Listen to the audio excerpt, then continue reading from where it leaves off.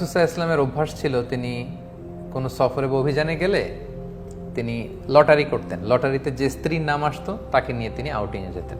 তো আম্মাজান আয়েশা বলেন, এই সফরে আমার নাম এসেছিল, ফলে আমি ওনার সাথে সফর সঙ্গী ছিলাম। এবং ওনার জন্য একটা স্পেশাল উট ছিল, উটের হাওদাজ, মানে আমাদের দেশের পালকির মতো, এটার ভেতরে তিনি বসতেন এবং পর্দা নামিয়ে দেয়া হতো, কারণ সূরা নূর, সূরা আহজাবের পরে নাজিল হয়েছে, অর্থাৎ ইতিমধ্যে পর্দার বিধান ফরজ হয়েছে। ফলে আম্মাজান আয়েশা রাদিয়াল্লাহু তাআলা আনহা যে পালকি বা হাওদাজে বসতেন, দুই দিকে পর্দা নামানো ছিল।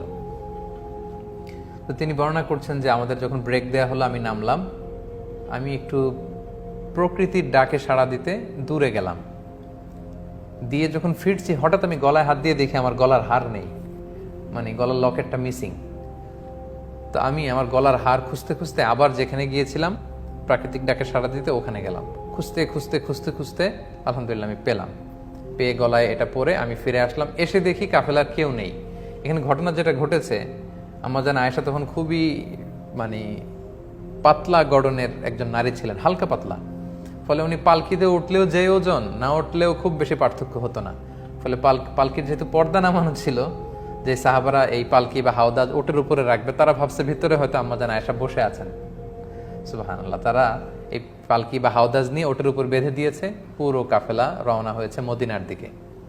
এখন আম্মাজান আয়েশা রাদিয়াল্লাহু তাআলা আনহা তিনি এসে দেখে, ইন্না লিল্লাহি, এখানে তো কেউ নাই, সবাই তো চলে গেছে। তো আম্মাজান আয়েশা খুবই বুদ্ধিমতী এবং সাহসী নারী ছিলেন। তিনি ভাবলেন যে আমাকে না পেয়ে রাসূল সাল্লাল্লাহু আলাইহি ওয়াসাল্লাম ঠিকই লোক পাঠাবেন নেয়ার জন্য, এক কাজ করি, আমি চাদর মুড়ি দিয়ে শুয়ে থাকি। যে চিন্তা সেই কাজ। আম্মাজান আয়েশা রাদিয়াল্লাহু তাআলা আনহা তিনি চাদর গায়ে দিয়ে শুয়ে পড়লেন। আর রাসূল সাল্লাল্লাহু আলাইহি ওয়াসাল্লাম একজন সাহাবাকে অ্যাসাইন করেছিলেন, তার নাম হচ্ছে সফওয়ান ইবনু মুআত্তাল রাদিয়াল্লাহু তাআলা আনহু। ওনাকে রাসূল সাল্লাল্লাহু আলাইহি ওয়াসাল্লাম দায়িত্ব দিয়েছিলেন যে কাফেলা যখন ছুটবে তখন তুমি যে দেখবে যে ওই জায়গায় কারো কোনো জরুরি জিনিসপত্র হারিয়ে গেল কিনা, কেউ রয়ে গেল কিনা। বর্তমান সময়ে যেটাকে আমরা লস্ট অ্যান্ড ফাউন্ড বলি। তো কাফেলায় লস্ট অ্যান্ড ফাউন্ডের দায়িত্বে ছিলেন সফওয়ান ইবনে মুআত্তাল রাদিয়াল্লাহু তাআলা আনহু। তো তিনি দায়িত্ব পালনের জন্য সবাই যখন চলে গেল, ঘুরে ঘুরে দেখছেন কিছু পড়ে রইল কিনা, কারো কিছু মিসিং কিনা। হঠাৎ তিনি মরুভূমির মাঝে দেখেন যে কালো কাপড়ে জড়ানো শুয়ে থাকা এক নারী। কাছে আসলেন, ফজরের সময় হয়ে গিয়েছে। আম্মাজান আয়েশা তিনি ওঠার পরেই আম্মাজান আয়েশা রাদিয়াল্লাহু তাআলা আনহার চেহারা দেখে চিনে ফেললেন, কারণ পর্দার আয়াত নাজিল হওয়ার আগে আম্মাজান আয়েশা রাদিয়াল্লাহু তাআলা আনহার চেহারা তিনি দেখেছিলেন একবার। এই মরুপ্রান্তরে আম্মাজান আয়েশাকে একা পড়ে থাকতে দেখে তিনি ইন্না লিল্লাহি ওয়া ইন্না ইলাইহি রাজিউন, ইন্না লিল্লাহি ওয়া ইন্না ইলাইহি রাজিউন এরকম আওয়াজ করে পড়তে লাগলেন। আম্মাজান আয়েশাও তিনি চেহারা ঢেকে ফেললেন। তখন সফওয়ান ইবনে মুআত্তাল বুঝতে পেরেছেন যে তিনি কাফেলার সাথে যেতে পারেননি। তিনি ইন্না লিল্লাহ ছাড়া আর কিছুই পড়েননি, তাদের মধ্যে কোনো কনভারসেশন হয়নি। সফওয়ান ইবনে মুআত্তাল রাদিয়াল্লাহু তাআলা আনহু ওনার নিজের উটটাকে আম্মাজান আয়েশার সামনে বসালেন।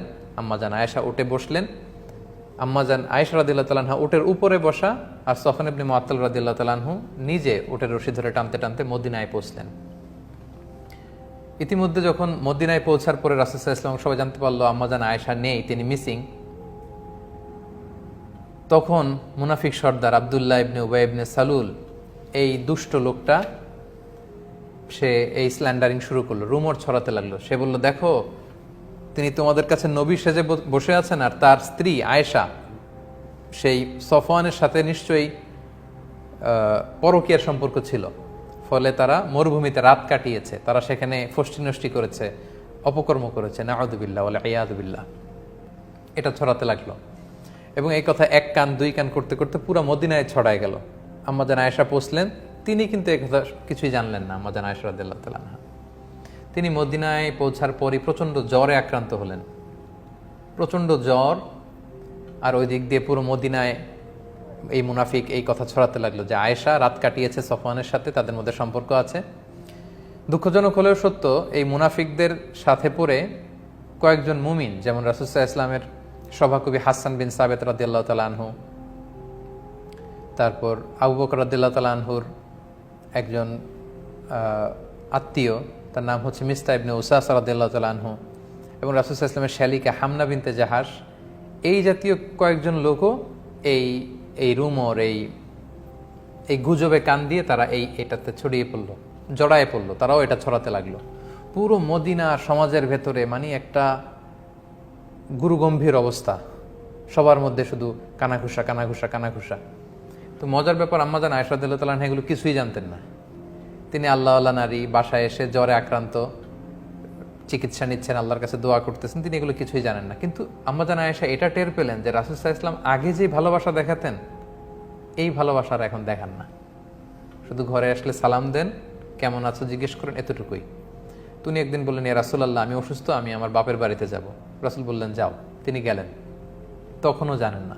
বাপের বাড়িতে একদিন নারীদের সাথে করে তিনি মরুভূমিতে প্রাকৃতিক ডাকে সাড়া দিতে যাবেন, তখন একজন তাকে বলল যে আয়েশা, তোমার নামে তো মদিনার সোসাইটিতে এই কথা ছড়াচ্ছে। ওই প্রথম আম্মাজান আয়েশা রাদিয়াল্লাহু তাআলা আনহা শুনে তিনি আকাশ থেকে যেন পড়লেন। তিনি যতটুকু অসুস্থ ছিলেন এটা শুনে মানসিকভাবে আরও অসুস্থ হয়ে পড়লেন। তিনি বলেন যে কাঁদতে কাঁদতে যেন আমার চোখের পানি শেষ হয়ে গেল, যে আমাকে নিয়ে সমাজে এত বাজে কথা হচ্ছে। ঘরে ফিরে আসলেন, আর রাসূল সাল্লাল্লাহু আলাইহি ওয়াসাল্লাম খুব বিব্রতকর পরিস্থিতিতে পড়লেন, কারণ ওনার স্ত্রী, উনি একজন নবী, নবীর স্ত্রীর ব্যাপারে, আমাদের আম্মাজান আয়েশা রাদিয়াল্লাহু তাআলা আনহার ব্যাপারে এমন কথা ছড়াচ্ছে, আর আল্লাহ তাআলাও কিছু জানাচ্ছেন না। রাসূল সাল্লাল্লাহু আলাইহি ওয়াসাল্লাম জনে জন জিজ্ঞেস করলেন যে আলী, তুমি কি মনে করো, আয়েশা কি এটা করবে? আলী রাদিয়াল্লাহু বলেন, আমি তো ওনাকে ভালোই জানি, তবে এত চিন্তিত হওয়ার কারণ নেই রাসূলুল্লাহ, প্রয়োজনে আপনি আরেকটা বিয়ে করবেন। আয়েশা রাদিয়াল্লাহু তাআলা আনহার দাসীকে জিজ্ঞেস করলেন, তুমি আয়েশাকে কেমন দেখেছো, সে কি এই কাজ করবে? সে বলল, আয়েশাকে তো আমি ভালো ছাড়া কোনো খারাপ জিনিস দেখিনি রাসূলুল্লাহ তার মধ্যে, তবে মাঝে মাঝে আটার খামির বানাতে দিলে দেখতাম যে আয়েশা ঘুমিয়ে পড়েছে, বিড়ালে সে খামির খেয়ে ফেলেছে, এতটুকু দোষই আমি পাই, এর চেয়ে কোনো দোষ তো পাই না। তো রাসূল সাল্লাল্লাহু আলাইহি ওয়াসাল্লাম আয়েশা রাদিয়াল্লাহু তাআলা আনহার ব্যাপারে কোনো বাজে নেগেটিভ রিভিউ তিনি পেলেন না।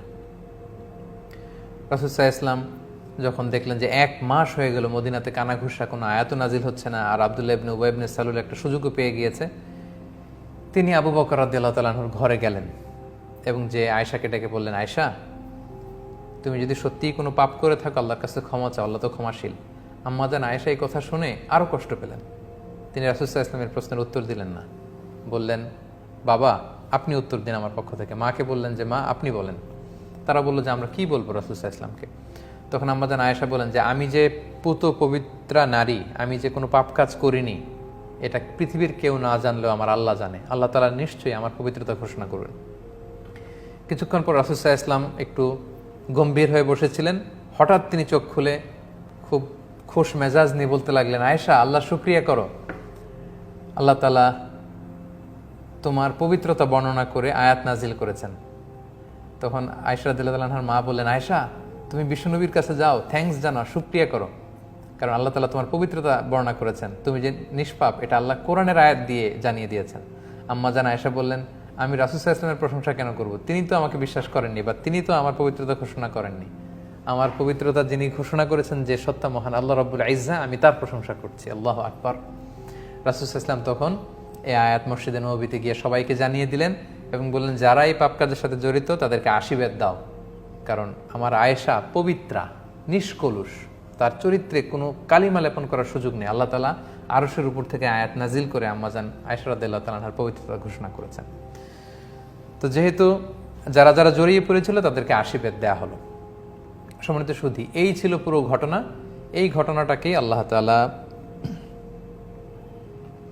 সূরাতুন নূরের 11 নম্বর আয়াত থেকে 26 নম্বর আয়াত পর্যন্ত তিনি বলেছেন। আমরা এটা কন্টিনিউ করব এবং এই ঘটনাটার প্রসঙ্গে যে আয়াতগুলো এসেছে এগুলো বলে আজকের লাইট আপন লাইট সিরিজের প্রথম পর্ব আমরা শেষ করবো ইনশাআল্লাহ।